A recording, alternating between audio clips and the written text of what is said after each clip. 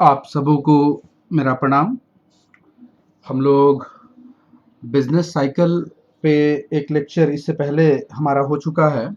ये हमारा business cycle पे दूसरा लेक्चर है। थोड़ा सा बता दें, हम लोग एमकॉम सेमेस्टर 1 का एक पेपर है मैनेजरियल इकोनॉमिक्स, जिसका पेपर कोड है CC-Com 102, और इसके हम लोग यूनिट 5 में हैं, जिसका नाम ही है trade cycles and the open economy. तो इसमें जो टॉपिक है ट्रेड साइकिल, उसी पे हम बात कर रहे हैं और ये सेकंड लेक्चर है हमारा। तो इसके पहले वाले लेक्चर में हमने ट्रेड साइकिल्स के बारे में, ट्रेड साइकिल्स होता क्या है, इसका डेफिनेशन और उसके डिफरेंट फेजेस को देखे थे। आज उसी से रिलेटेड ट्रेड साइकिल पे ही हमारा ये दूसरा लेक्चर जो है, हम लोग आज कॉजेज को जानने का प्रयास करेंगे कि आखिर ये जो ट्रेड बिजनेस साइकिल है, जो ट्रेड साइकिल है, इसके इसके कारण कौन कौन से हैं, किन किन कारणों से, मतलब एक तरह से कह ले फैक्टर्स, जो ट्रेड साइकिल के फैक्टर्स कौन कौन से हैं, किन किन कारणों से ये ट्रेड साइकिल के कारण को आज हम लोग जानेंगे। मतलब किन किन कारणों से, ये कौन कौन से फैक्टर्स हैं जो ट्रेड साइकिल का कारण बनते हैं, मतलब कि फ्लक्चुएशन का कारण बनते हैं। आप याद कीजिए, प्रीवियस लेक्चर में हमने ट्रेड साइकिल क्या है एक बार जरा याद कर लीजिए। देखिए, एक इकोनॉमी ना कभी भी स्टैटिक नहीं रह सकता है। आप अक्सर सुनते हैं उसमें तेजी आ रही है, मंदी आ रही है। कोई भी इकोनॉमी जो है वो स्टैटिक तो होगा नहीं, उसको कई फेज से गुजरना पड़ता है। आप याद कीजिए, प्रीवियस लेक्चर हमने बतलाया था आपको कि एक इकोनॉमी जो है, कभी जैसे कि एक वक्त है जैसे एक्सपेंशन का दौर है, फिर एक्सपेंशन के दौर से जब वो गुजर रहा होता है, तो एक पॉइंट आता है जो पीक पॉइंट होता है उसका। पीक पॉइंट पे पहुंचने के बाद अब वो है कि वो रिसेशन में चला जाता है, रिसेशन होता है। आफ्टर दैट रिसेशन के बाद वो डिप्रेशन में चला जाता है। फिर उसके बाद एकदम ट्रॉफ में चला गया, मतलब उसके बियॉन्ड नीचे नहीं जा सकता इकोनॉमी। और जब ट्रॉफ स्टेज हुए उसके बाद वो रिकवरी शुरू करता है। आप याद कीजिए, देखिए ना, एक हम आप लोगों को काफी अच्छा एक ड्राइंग भी दिए थे।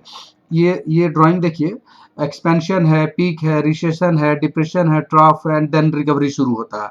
तो ये जो डिफरेंट स्टेज है ना, आखिर कारण क्या है, क्यों एक इकोनॉमी इस तरह के फेज से गुजरता है, रीजन क्या है ना। बिजनेस साइकिल के कौन कौन से कारण है, आज हम लोग यही जानने का प्रयास करेंगे। तो इसके जो कारण है, हम इसको दो कैटेगरी में बांट करके आज स्टडी करेंगे। कॉजेज ऑफ बिजनेस साइकिल्स में भी divided into following two categories. हम लोग निम्नलिखित दो कैटेगरी में बांट करके इसको स्टडी करेंगे। कुछ इंटरनल है और कुछ एक्सटर्नल है। तो internal causes of business cycles में कौन कौन आएंगे, आइए हम लोग देखते हैं। कहता है internal causes include the following. सबसे पहला है चेंजेज इन डिमांड, मांग में परिवर्तन। तो ये जो डिमांड में परिवर्तन होता है, मांग में परिवर्तन, ये इंटरनल कॉजेज का सबसे इंटरनल कॉजेज में पहला पॉइंट है। देखिए, समझने का प्रयास कीजिए। एज वी नो दैट, जैसा कि हम सभी जानते हैं, change in demand causes a change in the economic activity. ये जो डिमांड में परिवर्तन होगा ना, तो इकोनॉमिक एक्टिविटी में परिवर्तन आना तय है। When the demand in an economy increases, the firms start producing more goods to meet the demand। मान लीजिए कि एक इकोनॉमी है और वो क्या हो रहा है कि डिमांड बढ़ रहा है। किसी इकोनॉमी का डिमांड क्या है कि इंक्रीज कर रहा है, तो डिमांड को मीट करने के लिए फर्म्स लोग क्या करते हैं, जो उद्योग है वो उत्पादन करना शुरू कर देते हैं, अधिक से अधिक उत्पादन करने लगते हैं। रिजल्ट क्या होगा, देयर इज मोर आउटपुट, उत्पादन अधिक होगा, more employment, more income and higher profit. उत्पादन जब बढ़ेगा, जब प्रोडक्शन बढ़ेगा, तो सब सब एक दूसरे से मिला जुला है ना। उत्पादन बढ़ेगा, एम्प्लॉयमेंट बढ़ेगा, इनकम बढ़ेगा, प्रॉफिट बढ़ेगा। This will lead to a boom in the economy, और ये इससे इकोनॉमी में तेजी आती है। बट एक्सेसिव डिमांड में ऑल्सो कॉज इन्फ्लेशन। अब ये जो एक्सेसिव जो डिमांड होगा ना, वो इन्फ्लेशन का कारण बन जाती है। ऑन दी अदर हैंड, ध्यान दीजिएगा, इफ डिमांड फॉल्स, अगर डिमांड गिरता है, दूसरी ओर डिमांड अगर कम हो, तो एकदम समझ लीजिए मंदी की ओर चला जाएगा।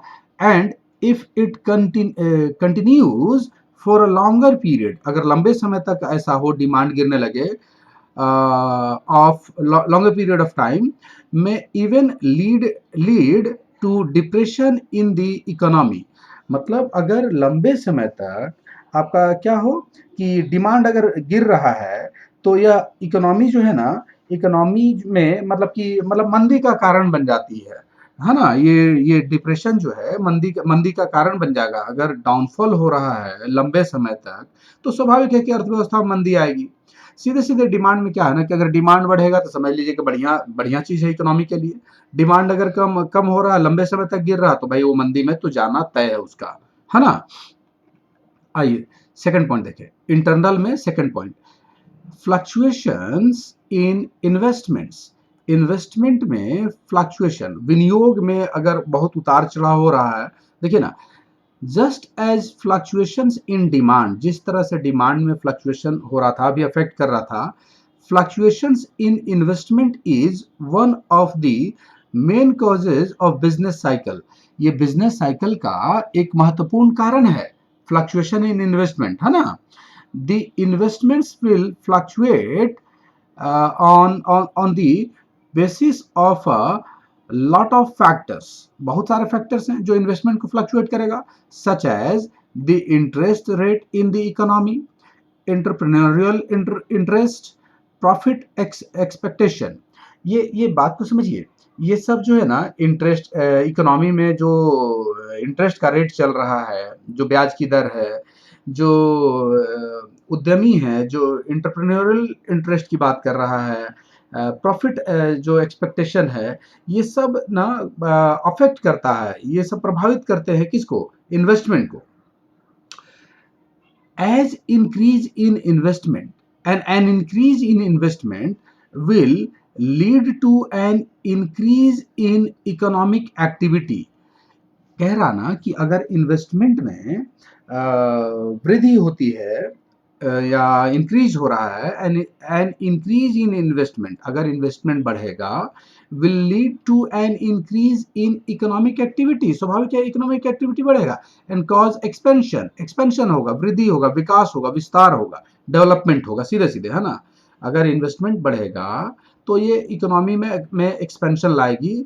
A decrease in investment will have the opposite effect। अगर इन्वेस्टमेंट हो ही नहीं रहा है इकोनॉमी में तो ये इसका एडवर्स इंपैक्ट पड़ेगा, एंड में कॉज डिप्रेशन, हो सकता है कि वो मंदी की ओर चला जाए।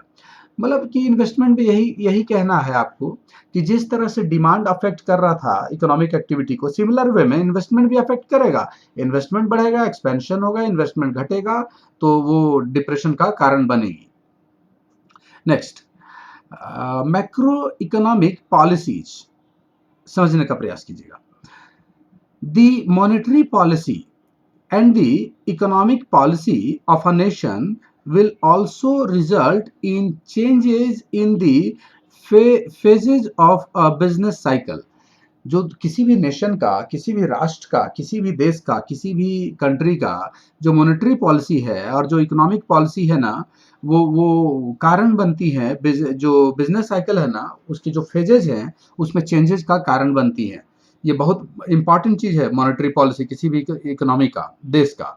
सो if the monetary policies are looking to expand economic activities by promoting investment, मान लीजिए जो हमारा मॉनेटरी पॉलिसी है, हम चाह रहे हैं एक्सपेंशन, इकोनॉमी का एक्सपेंशन चाह रहे हैं, वृद्धि चाह रहे हैं, विकास चाह रहे हैं, तो वो करेगा क्या, एक्सपेंशन चाहेगा, देन द इकोनॉमी बूम्स, तब बात को समझिए।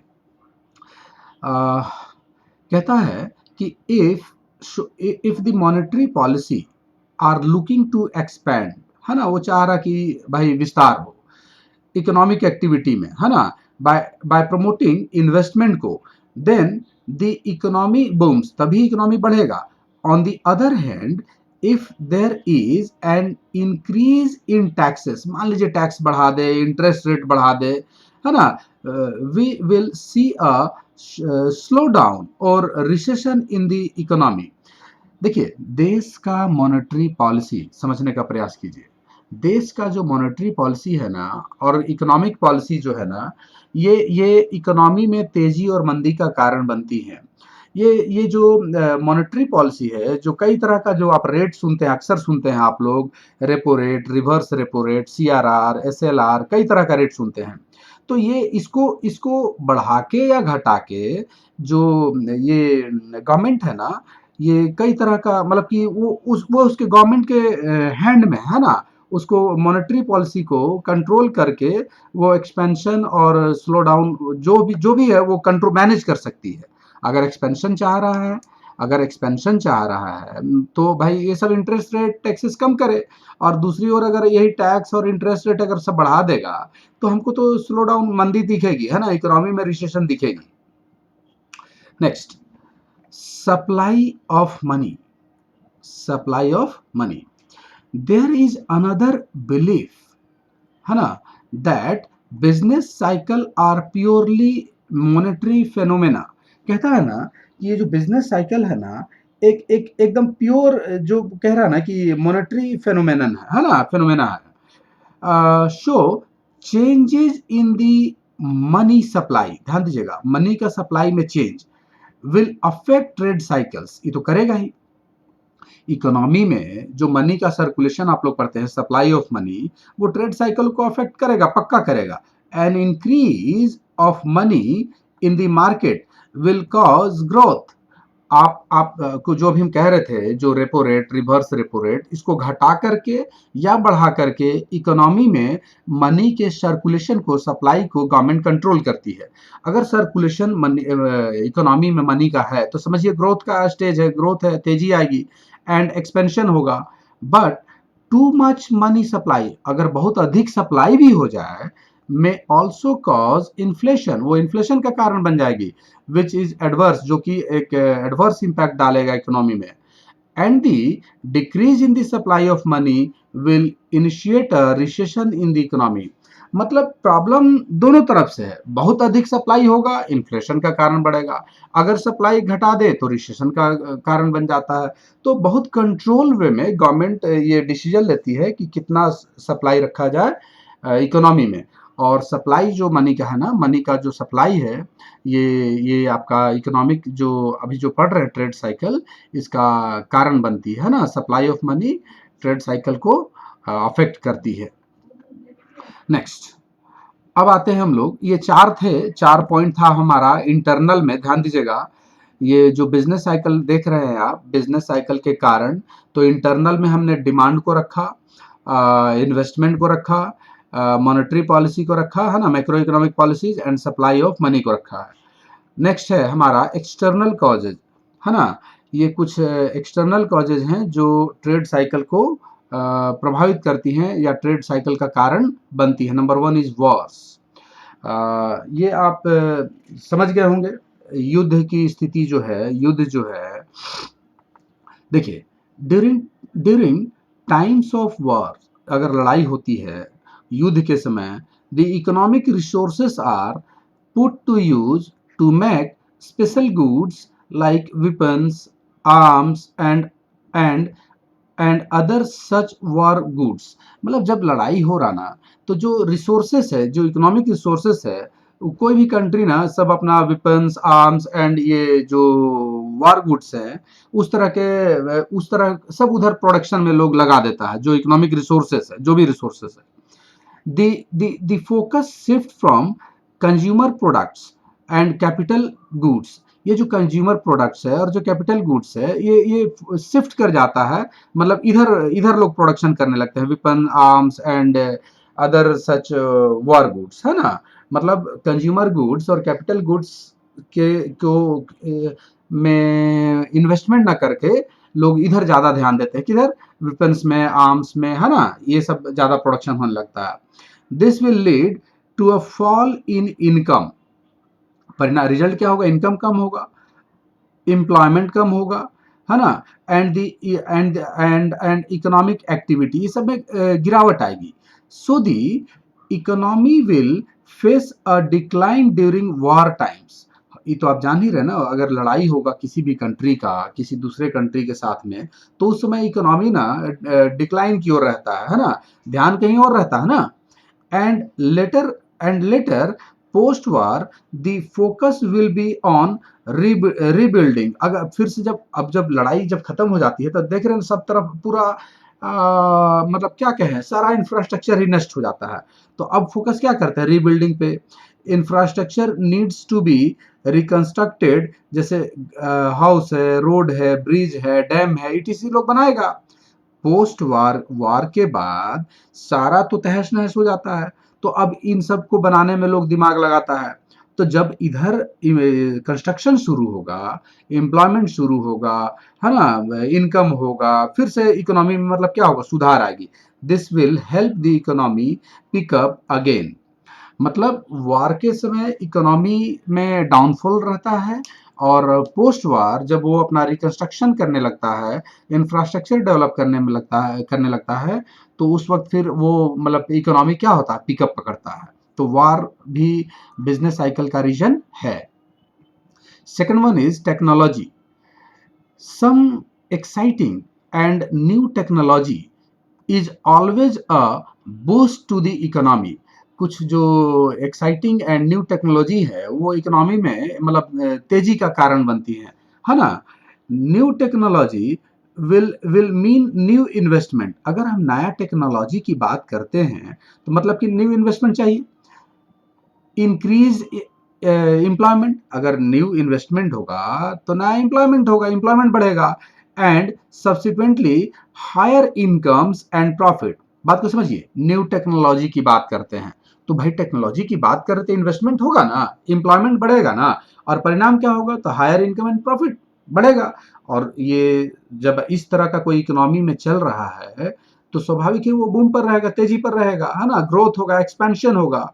For example the invention of the modern mobile phones. आज जो आप देखते हैं मॉडर्न मोबाइल फोन्स का जो इन्वेंशन हुआ है was the reason for a huge boost in the telecom industry. ये जो टेलीकॉम इंडस्ट्री में जो बूस्ट आप देख रहे हैं, जो बहुत तेजी देखते हैं, ये जो मॉडर्न मोबाइल फोन्स हैं इनका क्या है, इन्वेंशन है। मॉडर्न मोबाइल फोन के इन्वेंशन से टेलीकॉम इंडस्ट्री में तो तेजी आई है, बूस्ट आई है, ये आप सभी जान रहे हैं। तो जो टेक्नोलॉजी है, न्यू टेक्नोलॉजी, ये भी बिजनेस साइकिल का कारण बनती हैं, कहीं ना कहीं अफेक्ट करती हैं। Next, natural factors. ध्यान दीजिएगा, natural factors like floods, droughts, hurricanes, ये जो बोलते हैं ना, बाढ़ है, सूखा है, तूफान है, अक्सर सुनते हैं कि आजकल इंडिया में भी बहुत आने लगा है, हर साल सुन लेते हैं। Etc can cause damage to the crop. ये जो क्रॉप्स हैं, जो अनाज कहते हैं, and huge losses to the agricultural sector. ये जो एग्रीकल्चरल सेक्टर है, जो कृषि सेक्टर है, ये जो बाढ़ है, चाहे सूखा है, चाहे तूफान है, ये एग्रीकल्चर सेक्टर को लॉस तो पहुंचा रही हैं। आप सोचिए ना, पूरा सब कुछ, बाढ़ आया तो बह गया, सूखा आया, बारिश नहीं, सब खत्म हो गया, तूफान आया उसमें सब तहस नहस हो गया।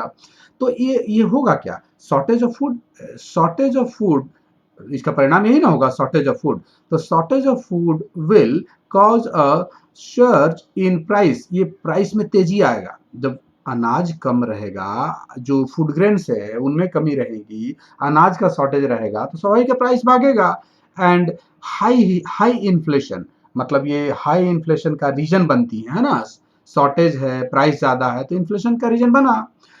there may be chance of reduction in demand of capital goods as well।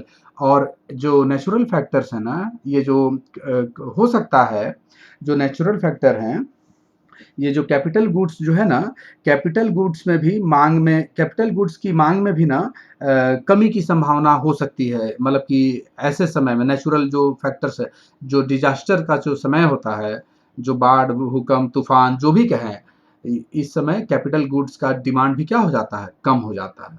मतलब नेचुरल फैक्टर्स जो है ना, ये इकोनॉमी को सीधे सीधे बहुत नुकसान पहुंचाता है। इकोनॉमी में मतलब क्या बोले, मतलब बहुत अच्छा खासा इकोनॉमी को नुकसान पहुंचा देता है। तो स्वाभाविक है इकोनॉमी गिरेगा, है ना? तो बिजनेस साइकिल का रीजन तो है। Next one is population, population expansion. In the population growth, if the population growth is out of control, मान लीजिए जो population का growth है ये control से बाहर है, that might be a problem for the economy. हो सकता है वो इकोनॉमी का इकोनॉमी में एक समस्या हो सकती है ना? अगर पॉपुलेशन का ग्रोथ जो है बहुत अगर हाई है तो इकोनॉमी को नुकसान पहुंचाएगा। Basically of the population, if the of the population growth is higher than the economic growth, the total savings of an economy will start declining. अब समझिए ना, ये जो पॉपुलेशन का जो ग्रोथ रेट है, पॉपुलेशन का जो ग्रोथ रेट है ये ज्यादा है, कहता है कि इकोनॉमी के ग्रोथ रेट से, तो इकोनॉमी कहाँ जाएगा? आप सोचिए, इकोनॉमी तो डिक्लाइन करेगी, इकोनॉमी जो है गिरेगा। किसी भी अगर कंट्री में, किसी भी देश में अगर इस तरह का सिचुएशन है कि पॉपुलेशन का ग्रोथ रेट बहुत अधिक है इकोनॉमी के ग्रोथ रेट से, तो इकोनॉमी तो डिक्लाइन, इकोनॉमी में गिरावट देखी जाएगी, होगी, सेविंग ही खत्म हो जाएगा। Then the investment will reduce as well, और साथ साथ क्या होगा, इन्वेस्टमेंट भी गिरेगा, and the economy will face depression. वो मतलब कि एकदम क्या कहें, मंदी का सामना करना पड़ेगा। पॉपुलेशन का एक्सपेंशन जो होगा ना, अगर बहुत अधिक होगा, आप सोचिए ना, गवर्नमेंट जो प्लान करती है, जो बजट आता है, तो आखिर खर्च तो करना है ना पॉपुलेशन पे, तो पूरे पॉपुलेशन को कंसीडर करके ना ये जो बजट वगैरह बनेगा। तो अगर आपका इन जो ग्रोथ रेट उतना नहीं है जिस रेट से पॉपुलेशन बढ़ रहा है, तो वो इकोनॉमी कहाँ जाएगा? गिरावट तो देखी जाएगी, गिरावट तो आएगी। तो ये भी बिजनेस साइकिल का कारण बनती है, पॉपुलेशन एक्सपेंशन। तो ये हमारा एक्सटर्नल में भी 4 था, वॉर है, टेक्नोलॉजी है ना, नेचुरल फैक्टर्स हैं, पॉपुलेशन एक्सपेंशन है, और इंटरनल में भी हमारा 4 था। ये हमारा आज का बहुत छोटा लेक्चर था, बिजनेस साइकिल के कारण इम्पॉर्टेंट है, हमको इम्पॉर्टेंट लगा, इसलिए हम सोचे कि इस पे हम लोग थोड़ा बहुत बात कर लें। और टॉपिक आसान है, ये आराम से आप लोग एग्जाम में लिख सकते हैं। अगर ये लेक्चर हमारा यहीं पे एंड हो रहा, अगर आपको पसंद आया तो प्लीज़ लाइक करें और चैनल को काइंडली सब्सक्राइब करें, है ना? और कुछ अगर आपको और कुछ हमसे एक्सपेक्टेशन है तो कमेंट में लिखिए, है ना? थैंक्स आप सबों को लाइव बने रहने के लिए। Have a good day to all.